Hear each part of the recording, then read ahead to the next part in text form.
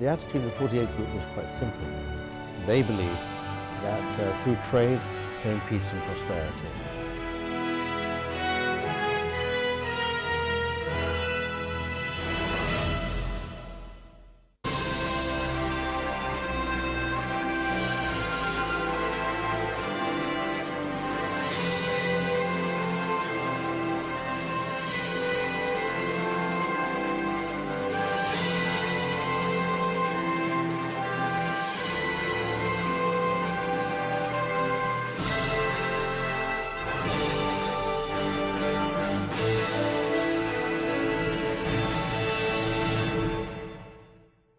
More than half a century ago, his father, Jack Perry, was one of several businessmen who took a big risk by entering China.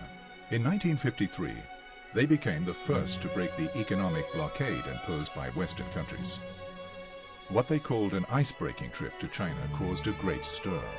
They must have been very creative, very imaginative people. More than 30 years ago, he followed in his father's footsteps and made more than 200 trips to China, where he witnessed great changes. He's been an important figure in the history of the last 50 years between my country and yours.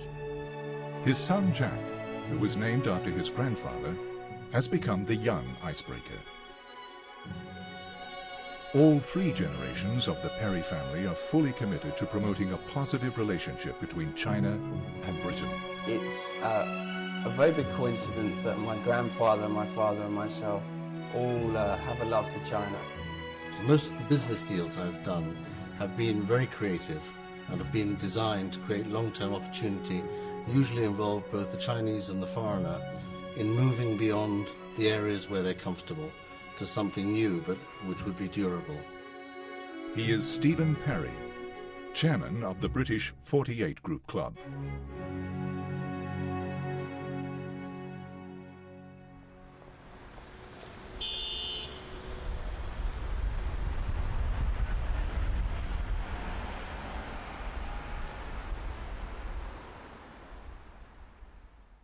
But this is the first edition. 1966. And there's all the pictures of Mao. Edgar Snow. Oh, But ask about Edgar Snow. the earlier books that I read that told me something about what China was like. Edgar Snow and... The 48 Group Club held its annual general meeting in London. So I don't think it's an accident. The other one is Bristol. Stephen Perry presided as chairman. The 48 Group Club is a pioneer in promoting positive Sino-British relations. Although most of them were of small and medium size, they built the first trade channel between China and the West. This year, more than 100 members from both countries attended the meeting, among them Perry's son Jack. This year's meeting focused on the Chinese economy. In the financial crisis and the consequent recession in the global economy, that China's interests are the same as ours. There is no separation. We are all dependent on each other. As 48 Group is a non-profitable organization, he's having to put a lot of his personal wealth and resources into 48 Group work. And he's gone to great lengths and continues to do to build that relationship and to encourage other people to see it and to participate in it. 如果没有你们这些破冰者，中英经贸合作不会接触今天这样丰硕的成果。 2 months later, Perry was back in China as chief consultant to the U.S. Midwest China Hub Commission. As the global financial downturn triggered by the American subprime crisis was sweeping the world, the group met China's Minister of Commerce, Chen Deming. The main purpose of this visit was to talk about opening up the Midwest of the United States to business and people-to-people relations with China. That's something I've been working on for a few years. If you talk about icebreaking, there's always new grounds to open up. Stephen is also trying to open up relations between the United States and China. I think they have a tradition of working with the United States. In 1953, Stephen Perry's father, Jack Perry, first visited Beijing to break the ice by establishing trade links between China and the West. In the West, he was never given credit. He was viewed as somebody who helped the communists by some people in the West. Actually, of course he did help the communists, but he had a vision of the world, that it would be a better world if people worked together instead of against each other. The elder Jack Perry didn't understand or speak Chinese, but he became one of the Britons who knew China best. He had a deep friendship with Premier Zhou Enlai's emissary, Ji Chading, who was considered China's most capable and experienced economist at that time. 我记得他曾经写过一封信给季超鼎，他在信上说：“我一生有2个志愿，第一，打破封锁禁运；第二，促进中英贸易。另外，我还有2个爱。这第一，我爱我家；第二呢，是我爱中国。” Jack Perry was born in London in 1915. His parents were Jewish immigrants from Lithuania and Poland. They were living in the East End of London. It was a hard life. All my grandparents came from abject poverty in Eastern Europe, walked to the United Kingdom, lived without being able to read or write the language, raised their children, got them to the point where they could make some money and move out of poverty. Young Jack Perry was a diligent student. But when his father fell ill, Jack Perry had to leave school at age 14 and find work to supplement the family income. At first, he worked at a clothing warehouse on Margaret Street in London, then moved into the textile and clothing industry. But my father was a tough man, you know. He'd come through the East End of London, he'd come through pressure, and he knew how to stand on his own 2 feet and resist it. 他爸爸非常勤奋，靠自学，这个做手工，学习这个纺织、裁缝、布料，一直到最后自己开办自己的服装厂。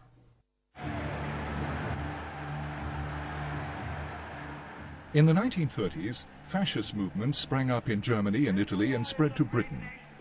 In the East End of London, fascists savagely attacked the Jewish community. The Perry family was also threatened. They were involved in the anti-fascist movement in the 30s. And if Hitler had invaded England, I probably would never have been born. That's how serious the situation was. Attacks on Jews escalated, and the East End became a breeding ground for radical politics and confrontation. But I think then, being attacked by the fascists in London and having to arm yourself and protect yourself against fascism made us begin to question whether the simple options given in the media about what was going on in the world was true or not true. 所以佩里的爸爸这时候在这种情况下，他结识了剑桥的李约瑟，通过跟他们的结识，他又认识了剑桥的一些教授，这些教授当时是传播马克思主义的。Jack Perry married in 1939. He and his wife Doris quickly started a family. In September 1948, Stephen Perry was born, the 4th of their 5 children. In young Stephen's eyes, his father was more serious than humorous, a strong personality who was always busy. My father, tough man, you know. I remember him, sitting, reading newspapers, magazines, reading. He used to read, and he used to meet, talk, listen. He was a man, he was not the kind of father who put his arm around you and say, "How are you, son?" The world was changing in the late 1940s and 50s, changes that would deeply affect the Perry family. The Cold War dominated international relations. Capitalist countries such as the US and Britain prohibited ships and planes from carrying strategic materials destined for the communist Soviet Union and China. 正好呢是在新中国成立以后的1个多月，美国、英国、法国等几个主要的西方国家呢，他们开了一次秘密会议，商讨啊，怎么样对社会主义国家进行贸易上的集运，贸易上的集运。他们呢就商量了一个办法，就设立一个，在巴黎设立一个叫做出口管制统筹委员会。In 1950, the Korean War erupted. The U.S. delegation at the United Nations called for an international economic embargo of China. It imposed wide-ranging sanctions and a blockade of Chinese trade routes. Thus, the Cold War reached the very shores of China, with the old Yellow Peril replacing the Soviet Bear as a figure of fear for Western nations. 对中国的严厉程度比苏联东吴还要厉害，就是说，在禁运和的项目当中，中国还要多500多种项目。比如是上海几大纺织厂，很困难，就突然这个中断了这个原料供应等等，那么几大纺织厂都要停工，大家可以想象得到，当时这很难的、多么急的事情。Britain, where the Perry family lived, did recognize the new communist government in China. But in May 1951, it was among the United Nations members voting to embargo goods needed to develop China's economy. On a late summer night in 1951, Jack Perry met Dr. Ji Chia-ting for the first time, a man who later played a tremendous part in his life. Ji Chia-ting was the person who particularly selected my father, together with the other Cambridge professors, to set out on this mission of opening China's trade with the West. Jack Perry learned more about China's trade policy from Ji than from any other source. His dilemma was whether he should build trade relations with a communist country. In April 1952, an international economic conference was held in Moscow, with 49 countries represented by no fewer than 471 participants. Jack Perry was secretary of the British delegation. And that's when my father, with some others, went on a trip to Moscow, to the Moscow Economic Conference, for nations and business people who did not believe in the Iron Curtain coming down. And that's again where he first began to formalize his relationship with the Chinese. The leader of the British delegation, Lord Boyd Orr, said, "It's better to have wagons crossing frontiers with goods people need than columns of armored vehicles carrying out maneuvers." 此人呢，在大会上有很好的发言啊，坚决主张东西方要开展贸易，坚决主张要打破这种人为的障碍，发言很好。On the Moscow Economic Conference, Ji held a long talk with Jack Perry, suggesting that he set up a company in London for the sole purpose of trading with China. That was how the London Export Corporation was founded. In 1952, the China National Import and Export Corporation and London Export Corporation signed their first agreement to start a wool tops business. It was the first commercial contract between Western enterprises and the People's Republic of China since 1949.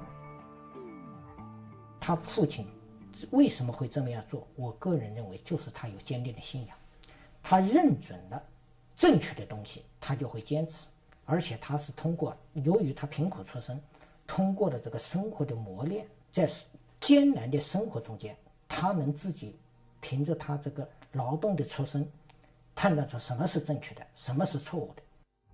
6 months after the Moscow Economic Conference, China invited a British delegation to Beijing to facilitate further trade possibilities. They were like adventurers in doing this because they were introducing themselves to China before anyone else had gone there ahead of them. They saw that one day there would be a huge market, a huge interrelationship of trade and commerce, and they had the vision to say, let's start and try and build on that. But this was an individual group of people, it was not a government initiative.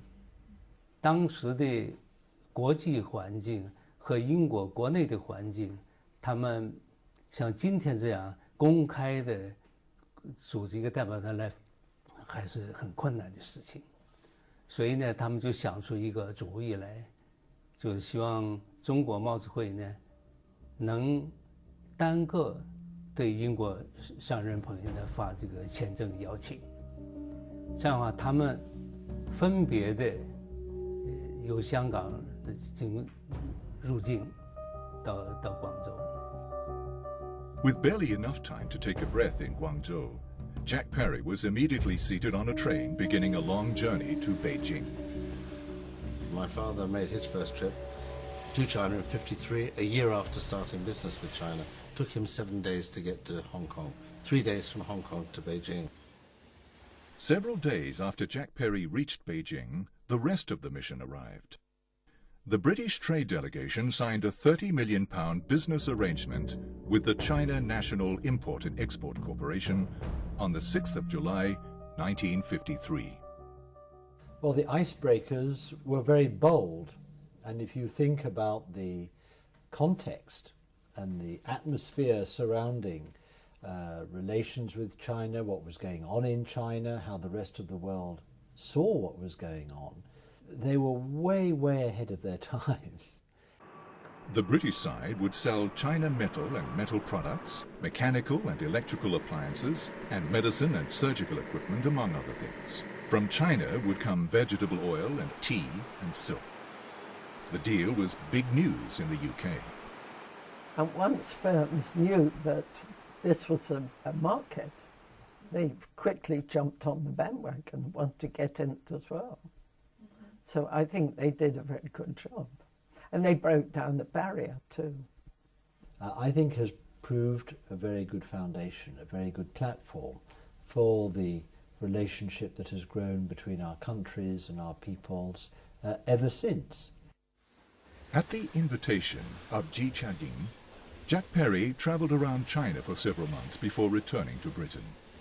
走遍了中国的大江南北，给他最深的印象就是中国人民真正是拥护中国共产党，在中国共产党领导下翻身解放，他能看到新中国的活力，所以他认为英国政府以及西方世界应该跟新中国打交道，西方采取的对中国封锁的这个政策是错误的，所以他爸爸坚定了这个信仰，就坚持与中国做生意。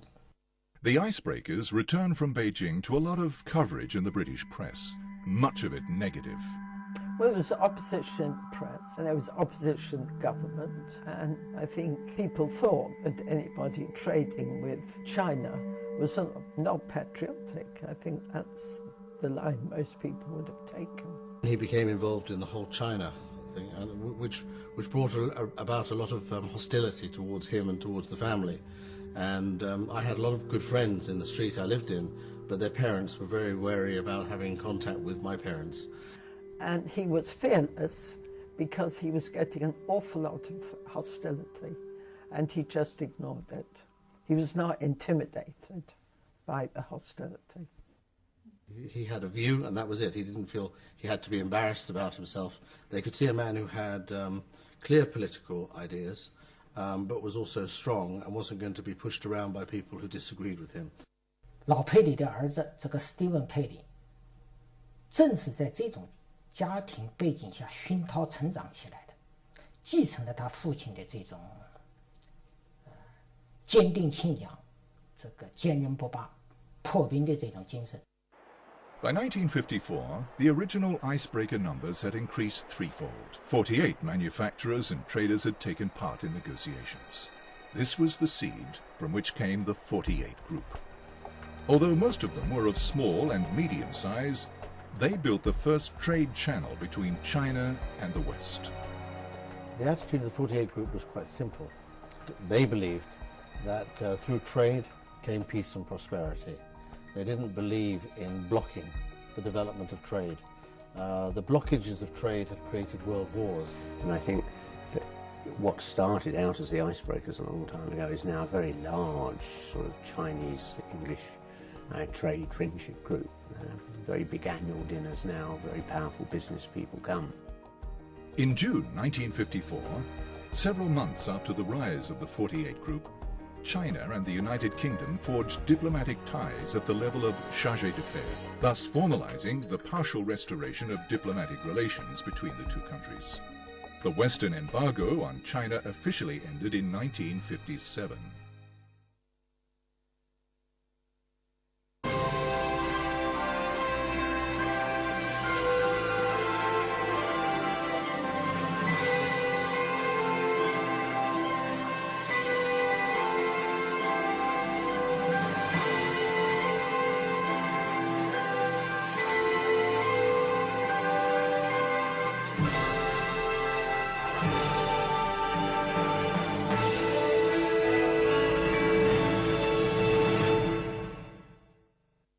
Stephen Perry was growing up day by day, and he became aware of his family's uniqueness.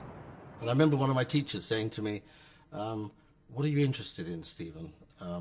You're not motivated to study very hard. And I said, no, I'm interested in football and Marx. And he said, well, what do you mean by Marx?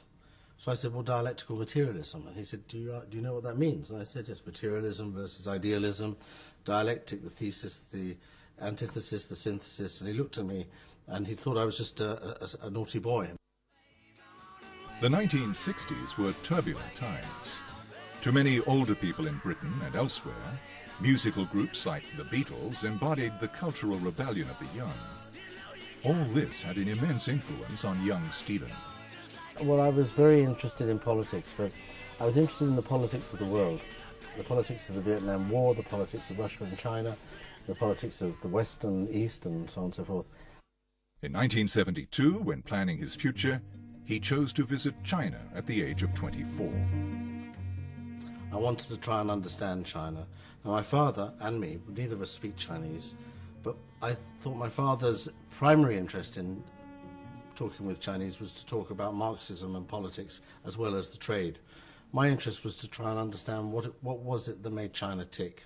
And I can see how Stephen was inspired by his father and decided to continue with the same ethos, the same motivations as his father, to keep this momentum to building more positive relations with China. Stephen and his parents spent 5 weeks traveling in China. They came to Hangzhou, Suzhou, Shanghai, and Beijing. When it was time to leave, Stephen Perry cried. I remember tears in my eyes. It was such an emotional experience going to China after all those years of hearing about it. It was that whole 10 or 15 years of being a radical leader in the United Kingdom, mixed with this great sense of wanting to see China. So I was very sad to leave my Chinese friends behind. And the year after his first China trip, Stephen Perry bowed to his father's wishes and took a job in the London Export Corporation. When I was leaving university, he was worried I might become a politician. So he kind of half fooled me by pretending to have a heart problem in going to work for him. Stephen was trained as a lawyer, but I think that he's a natural businessman and a very good entrepreneur. So I think it was obvious that he would follow in his father's footsteps. I think he made the right choice and has done a good job in both carrying on with the family business and in carrying on with the tradition of fostering China-UK friendship and understanding. In 1972, Richard Nixon's ice-breaking visit to China that September aimed at ending years of frosty relations between the two countries, and Stephen Perry became the icebreaker who opened trade relations between China and the US at that special point. Before Stephen Perry and his father visited China, they had had a confidential talk with the Chinese commercial counselor in London. It was this conversation that pushed Stephen Perry to establish the trade ties between China and the US. And the commercial counsellor then said to my father, come here. We were sitting opposite each other like this, and he said to my father, come here. And he took my father to the fireplace and put his head under the fireplace, and my father's head under the fireplace, and the interpreter's head under the fireplace. And in the fireplace, he said to my father, we want you to go to America and buy polyester, cotton, and agricultural chemicals for us. To Jack Perry's surprise, he received a phone call from the US Department of Commerce in 1971, asking his advice about trade with China. As both China and the US needed Jack Perry's help, Stephen Perry and his father flew to America right after their visit to China. We met Kissinger's staff. They asked to see my father. And I remember them saying, there was about 8 or 10 of them around the table, very sophisticated men, very nice men. And one of them said, Jack, tell us, how's China and what's China thinking about the United States? And he said, you know, it's very nice to be here. I've been banned from here for 15 years. Eventually, one young man about my age said, Mr. Perry, we're really sorry about the problems you had, but can we look forward and not look back? And my father said, I'm trying to tell you what the Chinese are thinking. And there was a silence in the room. And then, of course, the conversation moved on. to talk about how, for China, the opening up of the relationship with the United States was a great opportunity, but also a great challenge. When Stephen Perry's father sent him to America, he had to start from scratch. When I went to America, he said, I want you to try and sell the commodities we sell in Europe to Americans. I said, how do I do that? He said, buy yourself some books, buy some guides to companies, go through them, ring them up and ask them if they want to buy anything. So I said, well, what do I do? He said, work it out. When Stephen Perry began to call American businessmen to discuss trade deals with China, they snubbed him. So I would say 70–80% of my calls were never returned. The people were too worried about whether or not they might be accused of being communists for doing business with China. It was very strange times. In 1974, Stephen Perry planned to help a Chinese company develop ceramics that would be suitable for the American market. No one believed that would succeed because China was going through the Cultural Revolution at that time, but Stephen Perry made it happen. But going to be in Changsha in 1974 in snowstorms without any heating, going to visit Mao's birthplace, Shaoxiang, in 1974, drinking brandy to keep ourselves from freezing. It was a wonderful experience. It was tough. Times were tough then. Stephen is a very energetic man who has a very visionary view about the opportunities to be derived from a close Anglo-Chinese relationship. In their leisure time, the Perrys share a love of football. They're all fans of the Arsenal Football Club, a top team in the UK. When I was born, the next day my father told me I had to support Arsenal Football Club. And then the next day he told me about China.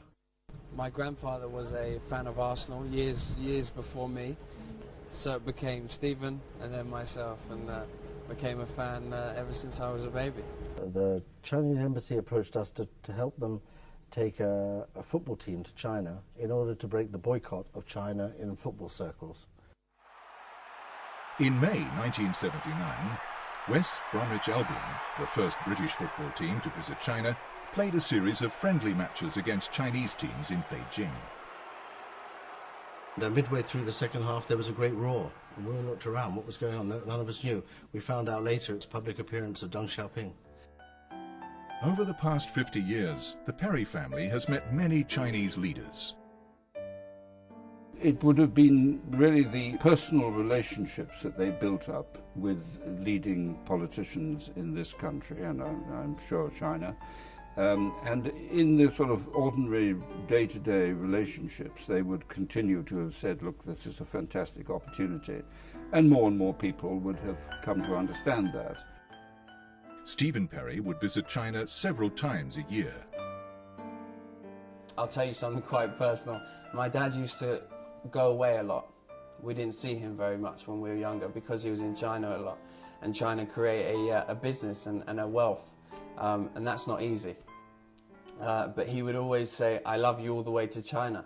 Because for us, he would go so far away. The furthest place in the whole wide world was China. So for saying, we love you all the way to China was a very sentimental thing for us. And we still say that. Hu Jintao and Wen Jiabao both say things very similar to serving the people.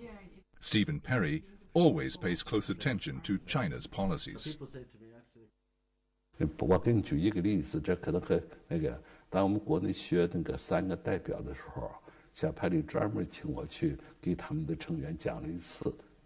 在西方国家里边，很少有组织，或者请中国大使去给他讲3个代表的什么意思，有什么意义，对于中国有什么影响。这小派里组织了，你从这点里可以看到他对中国的感情。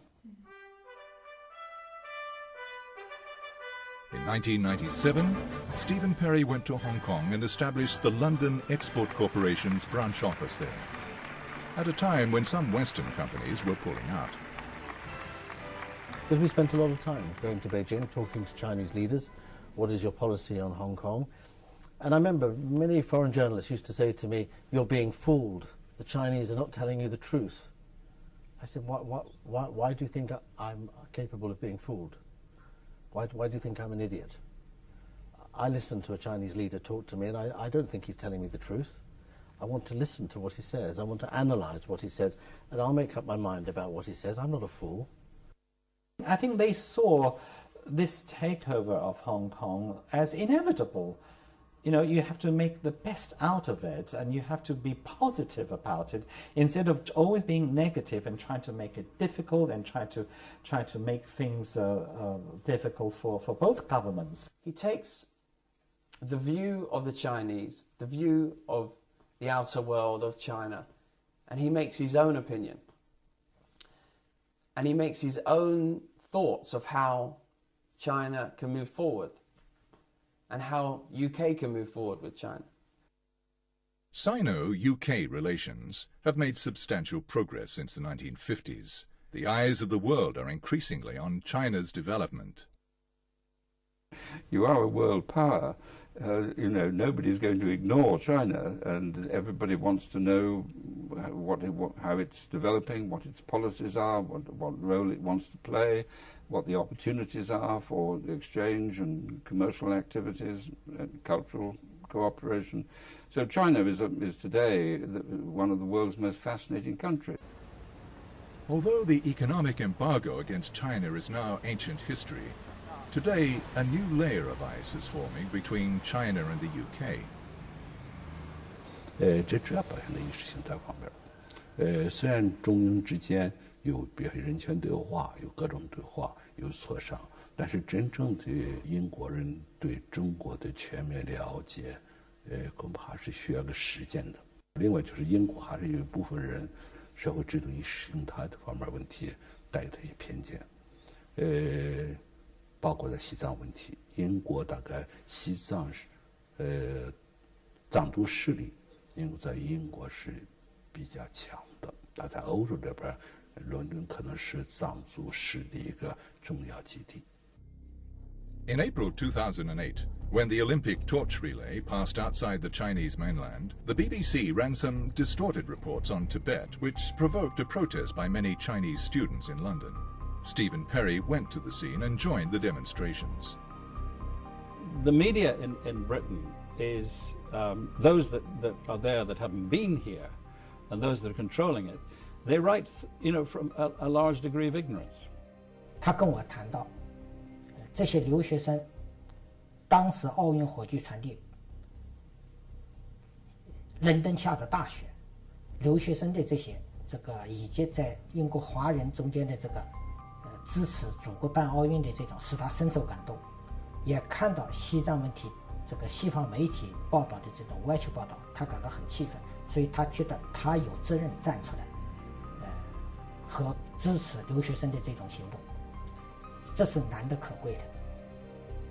Stephen always say that, you know, imagine what our parents did in the early 50s and 60s, what we are doing now comparing to the hardship that they went through, what we are trying to overcome now is nothing. China and the West is like the Earth and the Moon. It's just two totally different worlds, two totally different cultures, two totally different ways of doing things. And it's the prospect of being able to break through those barriers and bring proximity. It's a wonderful achievement when it happens.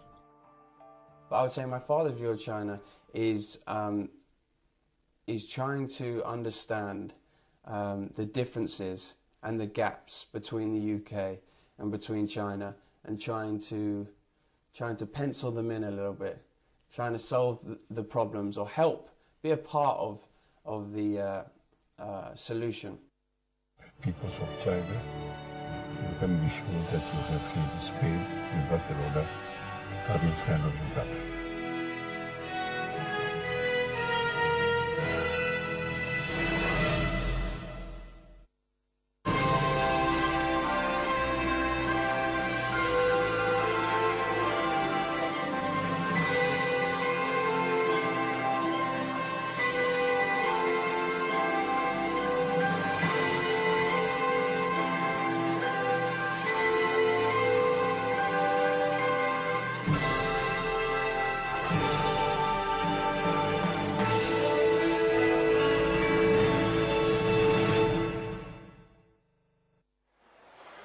Stephen Perry is very active in promoting various kinds of cultural exchanges.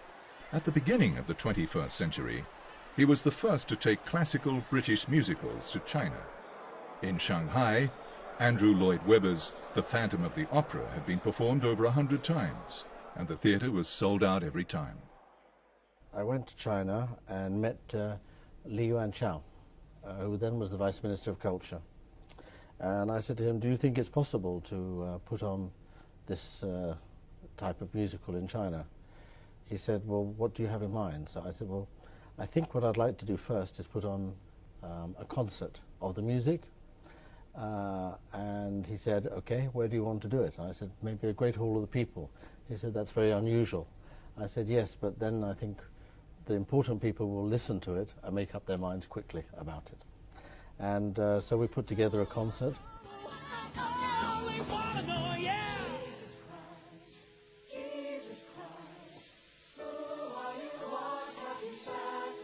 At first, the British side worried whether the Chinese would accept a Western musical.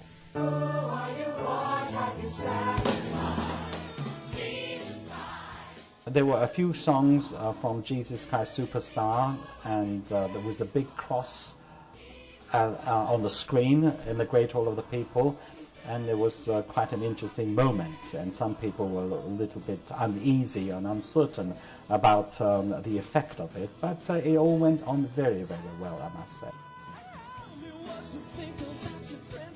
I remember Madame Wu Yi was there and several other ministers, and they had heard the shows when they had been in London, and the reaction was very positive. It proved a big hit, and the Chinese audience really enjoyed the show. Stephen Perry loves musicals. Les Miserables, a story based on the book by French author Victor Hugo, is his favorite. When the musical Les Miserables was brought into China, its name led to some uneasiness.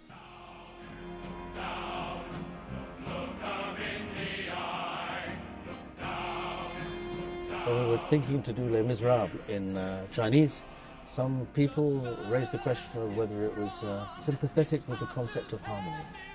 And my view was this was a very old-fashioned way of looking at it. This is the real world. Anyway, we asked Premier Wen Jiabao, what do you think about the title? He said, no, the title's fine. You can't have harmony unless you start from something that's not harmonious. Harmony doesn't suddenly exist. It comes as a result of struggle and development, so you have to see that process. And Les Miserables shows that very well indeed. Finally, musicals like Les Miserables, Cats and The Phantom of the Opera were brought to China. The media praised the success and said that the musicals hit a new box office record in China.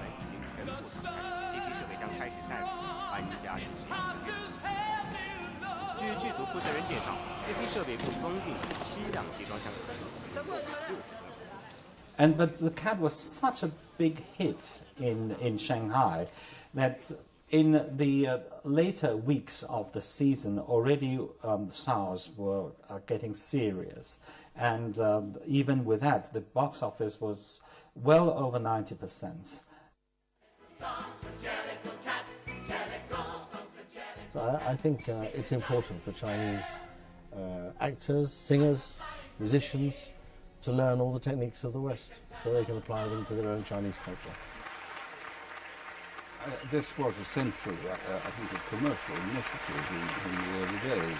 People who wanted to develop trading opportunities, industrial cooperation between companies or organizations in China.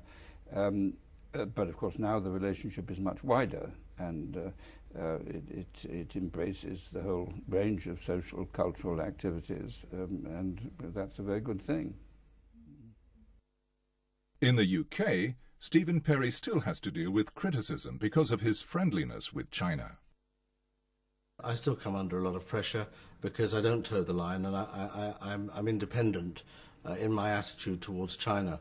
There are a lot of pressure because there are always people out there who see things different and who do not agree with what they believe in.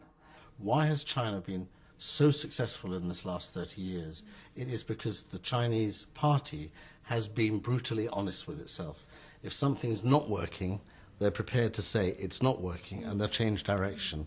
They are not slaves to dogma, they're not slaves to a policy. They will change it in order to make it right. I would rather say that regardless of the changes in China, Stephen has always maintained a positive attitude towards China, believing in what China is doing. The amount of Chinese people that come up to him or come up to me and say, "Your father understands China better than anyone I've met."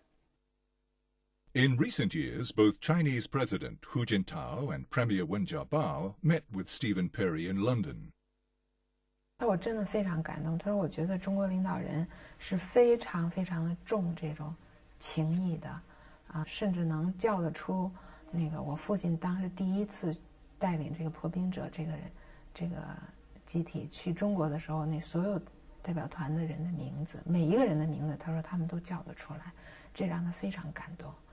他说中国人真的是不忘老朋友，这是中国的这个传统文化里头非常非常宝贵的东西。” In 2006, Chinese Premier Wen Jiabao met with Stephen Perry once again in London. Stephen was greatly inspired. And we talked about the problems left over from history between the peoples. And I said to him, so how do we deal with this problem? And he went silent. And he looked at me and he thought. And then he said, you know, it's a problem for young people. Let the young people solve this problem. And we carried on talking. And after I left him, I thought a lot about what he said. And I kept on thinking, well, how do I give meaning to what he said? And I just couldn't think of it. I thought all sorts of ideas, none of them quite made sense. And in the end, I came up with the idea that the 48 group will be taken over by young people. And we will create young icebreakers. On May 1st, 2008, the 48 Group Club established the Young Icebreakers in London, which is now developing in many areas. Jack Perry, the son of Stephen Perry, became director of the group's Chinese department. It's more about understanding, it's more about friendships. And I think that's where it's all started with our organisation. It started with a friendship to China. And I think today it starts with a friendship between ourselves and the younger generation in China. The Perry family's legacy spurs young Jack Perry's love of China. And I was a total there for 4 days, and I picked up the phone and I rang my father and I said, "Dad, I don't think you'll see me for a while." And he said, "What did you mean? What are you talking about?" I said, "I think I'm going to stay here for a little while." "What are you going to do?" I said, "I don't know yet, but I'm going to stay here and I'm going to try and understand what I feel," which I couldn't explain what I felt. I felt a sense of warmth, a sense of a great feeling through my body. I felt very at ease, and it's not many countries that you can go to and feel at ease straight away. I think you've got to understand very carefully the meaning of the word icebreaker in cultural terms. It's not a Cold War. It's ice-breaking the lack of understanding. So it's not like it was, you know, where people are fighting each other. It's breaking through ignorance, lack of understanding. That's what the ice-breaking means. It starts with a friendship between ourselves and the younger generation in China. And that's very important to us, that we're friends with everybody, that we understand people, we understand how they feel, and then to hear their views on business and their views on our country and trade. Young people going out will pick what they like from different cultures and absorb them. And, I mean, in a sense, different cultures will stay there, but a generation is going out that's going to understand the differences better. And the more people understand that in London, the more welcoming they will be to Chinese tourists, Chinese students and Chinese businesses. In the 1990s, as trade channels between China and Britain were growing, the 48 Group emerged with other trade organizations to form the China-Britain Business Council. Probably more than 50% of my time goes on 48 Group work. But I have to do both. I just stretch the day a bit longer. So I start about 5:30, 6 in the morning. I finish about 8:30, 9. So what's that, about a 15-hour day? And then on weekends I probably do 4 or 5 hours at least a day. So what's that, about 85 hours a week, more than most people. But it's what I want to do. It's what I enjoy doing. It's who I am. 每年中国的春节时候，他每年都要组织一次盛大的午宴。英国的现在比较有名的那个商业怪杰布兰德斯，他也去了老虎年，穿着个老虎的外衣去给大家拜年的，那是很重要的一个活动。不是光是一个地点和这个邀请的那个英方的人的这级别不断的提高，他还做很多的事情。他这晚宴上呢，你要会，他主要的那个目的，他跟我讲过哈，他说主要的目的呢，就是要让英国的那个主流社会了解中国，了解中国的企业，了解中国的市场，了解中国的政策。Stephen Perry is 61 years old now, similar to the new China, which is celebrating its 60th anniversary this year. Chinese people value the 60th birthday, which is considered an auspicious day because the person has experienced a full 60-year cycle, according to the traditional Chinese calendar, and therefore is considered wise. Perry has been affected by the Chinese culture and held a big party on his 60th birthday. Ma Zhenggang, then Chinese ambassador to the UK, wrote a poem to Perry as a gift. To share the legacy of the ice-breaking spirit, heart and strive for a warm spring, to strive for a warm spring out of a cold just winter. Like fireflies sparking, just like the fires gathering sparking in the fields gathering darkness. Hair has grown white. Hair has grown white. Covers shoes just like dirt covers shoes as time passes. Flowers finally bear fruit. Flowers finally bear fruit. Gardeners are never forgotten. Are never forgotten. 中文里边有两层意思，鲜花是吧？漂亮的花朵结出收果来了。另一个英就是英国华人中英关系的发展，讲他非常高兴。Since the 1950s, the icebreaker spirit has stretched through 3 generations of the Perry family. I think his family has made an enormous contribution to the peaceful rise of China. From the very start of the leadership in the ice-breaking with the original 48 Group Club, and then working through many, many challenging and difficult years, and they never ever wavered in their friendship for China. I'm very proud to be associated with my father and my grandfather in China and the whole relationship and business, and I feel proud to be a Perry. That I'm very thankful he's my father, because he's been able to give me an opportunity of knowing China at that time, his time, through his eyes, and then I can understand China through my eyes. 连东地的巡业或者起了多大的决定性力，有什么决定性力量？再有他的一种精神，我认为他就是破冰者精神，就是不断推动中英关系向前发展，这种精神是值得钦佩的。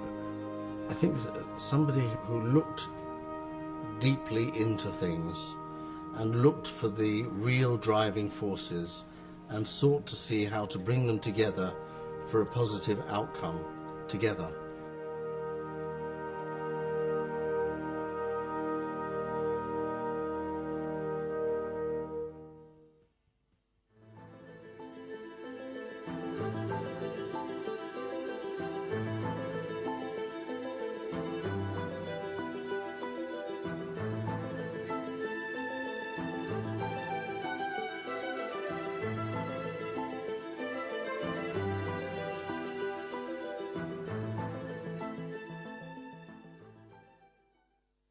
Peoples of China, you can be sure that you have here in Spain, in Barcelona, a real friend of the government.